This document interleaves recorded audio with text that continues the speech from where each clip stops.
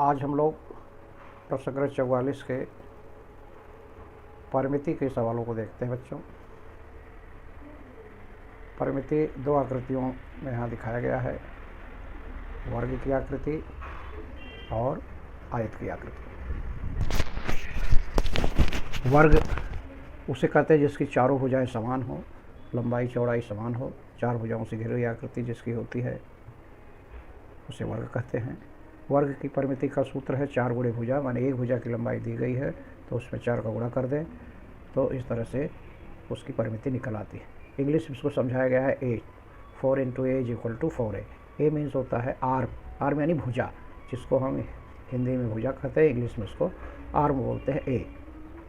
तो कोई एक भुजा दी गई है, उसमें 4 का गुणा कर दो तो 4a हो जाएगा। जरा परिमिति का अच्छे से समझते हैं, अवधारणा क्या है। परिमिति मतलब जैसे ये 4 भुजा से आकृति घिरी हुई दी गई है वर्ग, यहाँ से आप चलना शुरू करिए और घूमते हुए इसके किनारे किनारे फिर यहाँ आ जाएंगे तो ये जितनी दूरी आप चलेंगे ये परिमिति कही जाएगी। कैसी भी आकृति हो, त्रिभुज की आकृति हो, चतुर्भुज की आकृति हो, पंचभुज की हो, वृत्त की हो, यदि उसकी परिधि ज्ञात करना है या परिमिति ज्ञात करना है तो उसके बाहर बाहर जितनी दूरी होगी वो सभी दूरियों का योगफल ही उसकी परिमिति कहा जाता है। अब चूँकि वर्ग में चारों भुजाएं बराबर होती हैं इसलिए 1, 2, 3, 4 एक भुजा जितनी होगी उसमें 4 का गुणा कर देंगे तो 4a, इस तरह से उसकी परिमिति निकल रही है। आयत की परिमिति देखते हैं। आयत की परिमिति, आयत में जैसा कि आपको मालूम है लंबाई थोड़ा अधिक होती है और चौड़ाई कम होती है लंबाई से, और प्रत्येक 90 अंश के कोण होते हैं।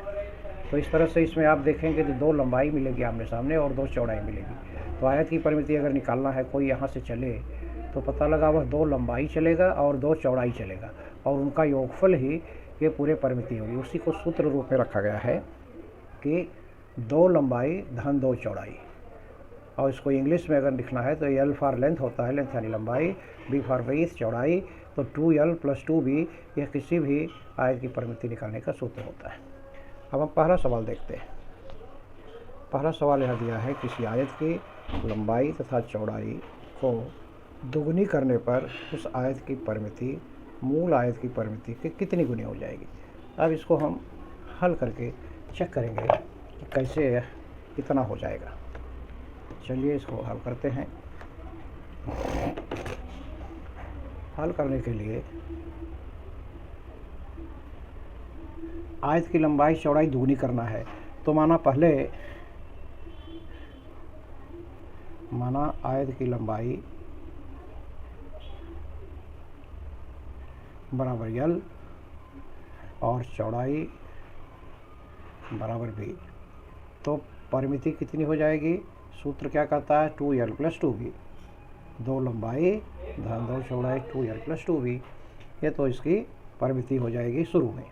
अब कह रहा है कि उस आयत की परिमिति अगर चौड़ाई और लंबाई को दुगुनी कर दिया जाए तो दुगुना करने पर क्या हो जाएगा। दुगुना करने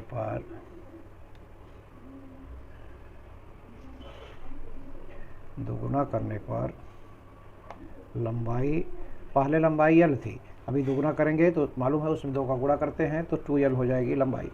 और चौड़ाई कितना हो जाएगी बच्चों, चौड़ाई भी दुगुना की जा रहा है, पहले चौड़ाई B है और बाद में दुगुना करेंगे तो 2B हो जाएगा। अभी परिमिति क्या हो जाएगी, परिमिति बराबर जैसा कि कहा गया सूत्र में 2 लंबाई धन 2L धन 2B, तो 2 और लंबाई अभी कितना हो गई है 2L और 2 चौड़ाई कितना हो गई है 2B, क्योंकि दुगुना हो गया है। इसको हम थोड़ा सरल करते हैं तो 2 दूनी 4, 2 का गुणा 2 में होगा ब्रैकेट तोड़ने पर, 4L + 2 दूनी 4, 4B आ जाएगा। 4 अगर कॉमन ले लें तो इसको L + B भी लिख सकते हैं। अब हमारा आ गया ये 4L, 4 ब्रैकेट में L + B, और परिमिति जो दी गई है पहले की और 2L + 2B है, अगर इसको भी हम कॉमन ले लें 2 तो 2L + B, 2 लंबाई धन चौड़ाई कोष्टक में ये सूत्र है। अभी कितना वृद्धि हुई, कितने गुनी वृद्धि हुई है जानने के लिए बढ़े हुए वाले जिसकी दुगनी की गई निश्चित है कि उसका अधिक होगा, उसमें से पहले वाले का जब हम भाग दे देंगे तो कितना गुना वृद्धि हुई है ये मालूम हो जाएगी। तो 4l + b/2l + b। तो लंबाई धन चौड़ाई कट गई, बचा 4/2। 4 में 2 की भाग देंगे तो 2 आ जाएगा, तो 2 गुनी वृद्धि होगी। यही हमारा आंसर आ जाएगा। यानी क्या नियम मिला कि किसी भी आयत की परिमिति यदि दुगनी कर दी जाए, लंबाई चौड़ाई दुगनी कर दी जाए, तो परिमिति भी क्या हो जाती है, 2 गुनी हो जाती है। यह हमें नियम मिला। अब हम नेक्स्ट क्वेश्चन देखेंगे, दूसरा।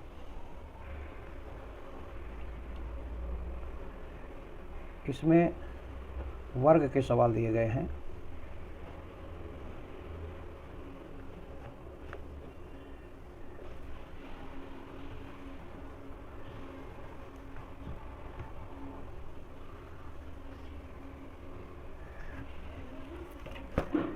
किसी वर्ग की भुजा की लंबाई तिगुनी करने पर उसकी परिमिति मूल वर्ग की परिमिति की कितनी गुनी हो जाएगी। अभी माना वर्ग की भुजा ए है, तो इसकी परिमिति क्या हो जाएगी। हमें मालूम है कि भुजा का 4 गुना होती है, यानी 4a उसकी परिमिति हो जाएगी। लेकिन कारण भुजा की यदि भुजा की लंबाई 3 गुना कर दिया जाए तो 3 गुना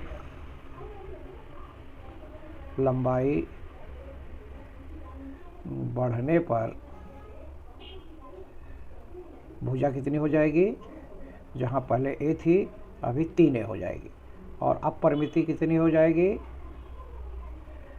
4 × 3a अर्थात 4×3 = 12, क्योंकि 4a तो सूत्र ही है।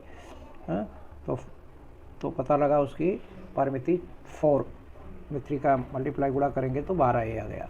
अब हम देखते हैं वृद्धि कितनी हुई। गुना निकालने के लिए कितनी गुनी वृद्धि हुई, बढ़े हुए वाले में से जो पहली परिमिति है उसको भाग दे देते हैं। a से a कैंसिल हो गया, 4×3 = 12, यानी 3 गुना वृद्धि होती है। आंसर क्या हो जाएगा, यदि किसी वर्ग की परिमिति जितने गुना बढ़ती है, भुजा जितना गुना बढ़ती है, परिमिति भी उतने गुना ही बढ़ती है। आंसर आएगा 3 गुना वृद्धि हो जाएगी। ये रहा दूसरा सवाल। तीसरा सवाल दिया है, संलग्न आकृति में मैदान की लंबाई तथा चौड़ाई। यहाँ एक मैदान है,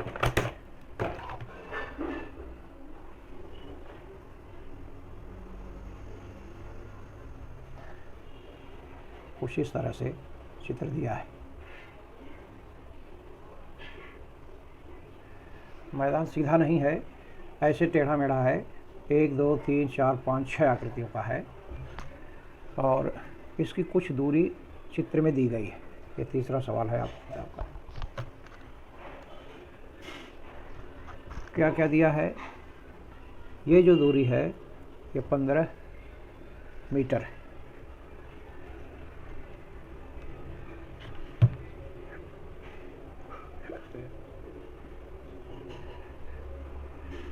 मीटर यहाँ से यहाँ तक है। ये जो भाग है ये 5 मीटर है। उसके ऊपर वाला भाग फिर 15 मीटर है। ऊपर की चौड़ाई ये 10 मीटर है। अब इससे आपको पूरी परिमिति निकालना है कि अगर कोई व्यक्ति यहाँ से चले तो यहाँ तक कैसे। आप समस्या हमारे सामने खड़ी होती है, यहाँ से यहाँ तक की दूरी और यहाँ से यहाँ तक की दूरी। इसके लिए हम क्या करेंगे, यह निकालने के लिए हम यहाँ चूँकि ये सब 90 डिग्री पर ही कट रहे हैं, इसलिए एक एज्यूम्ड लाइन, कल्पित लाइन एक खींच देते हैं। अब हमारा यहाँ 2 आयत बन गया, एक आयत नीचे हो गया और एक आयत ऊपर हो गया। और हमें मालूम ही है कि आयत में आमने सामने की लंबाई क्या होती है, वो बराबर होती है। इसी सिद्धांत को लेकर के हम इस सवाल को हल करेंगे तो सभी लंबाई चौड़ाई मिल जाएगी। तो हम इसको नंबर 1 डालते हैं और इसको नंबर 2 डालते हैं। पहले आकृति की अगर हम लंबाई लें तो ये 15 हो जाएगा, और 15 उसके सामने का भी होगा। क्योंकि आयत में क्या होता है, सम्मुख भुजाएं सर्वांग होती हैं। तो अगर ये 15 मीटर है तो 15 मीटर उसके सम्मुख भी हो जाएगा, यहाँ से यहाँ तक ये 15 हो जाएगा। और बस हमारा यहाँ से यहाँ तक की दूरी मिल गई। अब हम दूसरी आकृति में लेते हैं, जो अज्ञात दूरी है पहले इसका निकाल लेते हैं। चूँकि यह भी एक आयत है तो इसकी चौड़ाई जो है वो, अगर इधर 15 दिया है तो ये भी सामने की 15 हो जाएगी चौड़ाई, क्योंकि आमने सामने की चौड़ाई और लंबाई आयत में सर्वांग होती है। अगर ये 15 है तो ये भी 15 हो, क्योंकि यहाँ से यहाँ तक 15 है और यह एक आयत है तो ये भी चौड़ाई 15 हो जाएगी। अब बचा दूसरी भुजा नीचे वाली आयत की, उसकी लंबाई जो ज्ञात करने के लिए ऊपर तो 5 दिया है और नीचे क्या हो जाएगा, चूँकि ऊपर वाले वृत्त से देखेंगे तो नीचे 10 है, ऊपर 10 है तो नीचे 10 होगा, और 10 और 5 मिल करके कितना हो जाएगा, 15 हो जाएगा। और अगर लंबाई 15 ऊपर है तो नीचे भी 15 होगी। तो इस तरह से हमें दोनों वृत्तों की लंबाई और चौड़ाई ज्ञात हो गई। अब अगर यहाँ हम क्या लिख देंगे, 15। यह एक वर्ग टाइप का दिख रहा है, इसकी चौड़ाई भी 15 आ रही है और नीचे वाली भी दूरी 15 आ रही है, तो इसमें ये वर्ग हो गया और ऊपर का आयत हो गया। तो अब हम इसकी परिमिति निकालते हैं। परिमिति निकालने के लिए उसकी बाह्य दूरी जैसे चलेगी, क्योंकि ये लाइन जो हमने खींचा है ये कल्पित लाइन, तो इसको हम नहीं ऐड करेंगे। और पूरी परिमिति निकालने के लिए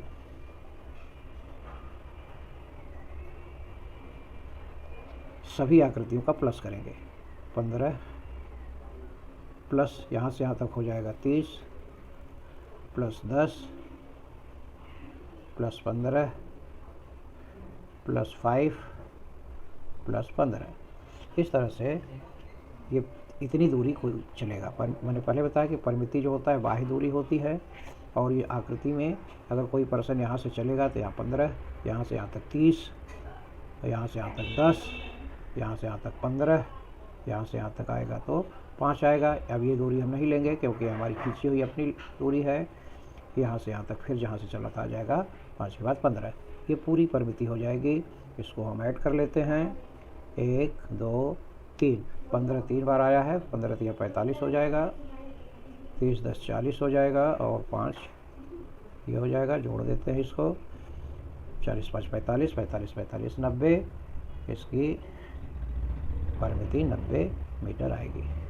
आंसर हो गया, इस आकृति की परिमिति 90 मीटर होती है। तो कोई ज़रूरी नहीं कि हम सूत्र से ही लगाएं।